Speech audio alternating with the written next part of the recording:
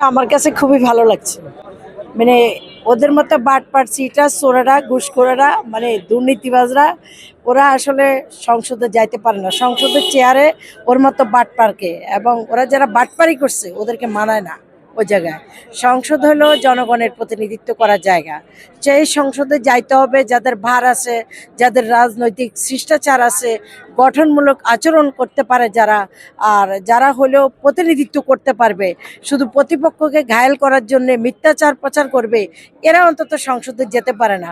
জনগণ সেটা বুঝছে, বুঝে শুনেই তাদের রায়টা দিয়েছেন ধানের শীষে। সেই জন্য ডার্বি সে জায়গায় চান্স পায় নাই।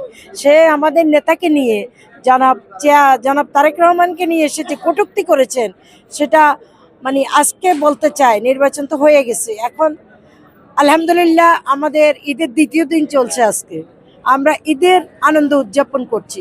এই ডার্বি বলেছিলেন নাসির ছাগলছুরা, বলেছিলেন যে আমাদের জনাব তারেক রহমান উনি নাকি বেলুনের মতো, উনি নাকি বেলুন, ওনাকে নাকি সুই দিয়ে খোঁচা মারলে উনি চুপসে যাবে, ওনার কোনো অস্তিত্ব থাকবে না। এখন ডার্বিকে বলতে চাই, কি রে ছাগলছুরা, কোথায় এখন ঠিকানা হবে? খুব তো লাপাইছিলা, চুপসে যাবে। এখন দেখো জনগণ কিভাবে জনগণের ম্যান্ডেট দিয়েছেন, কিভাবে রায় দিয়েছেন ধানের শীষকে। 213 আসন পেয়েছেন আলহামদুলিল্লাহ। আর তোর জায়গা কোথায় হয়েছে?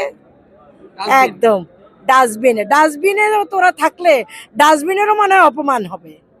এই ডার্বি যদি ডাস্টবিনেও যায়, এ নাসির, সেখানে ডাস্টবিনের অপমান হবে। মানে এত নিকৃষ্ট, এত বেয়াদব এরা।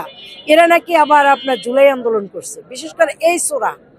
তারপর আরেকটা কথা বলতে চাই, সে হেরে গেছে, মানুষ খুশি হয়েছে। মানুষ তো মনে মনে এমনও বলছিল যে, আমরা শুনেছি বিভিন্ন জায়গায় যে এই নাসিরকে তাড়াতাড়ি নিয়ে পাগলাগারোতে বন্দি করতে, নতবা তার প্রার্থিতা বাতিল করতে।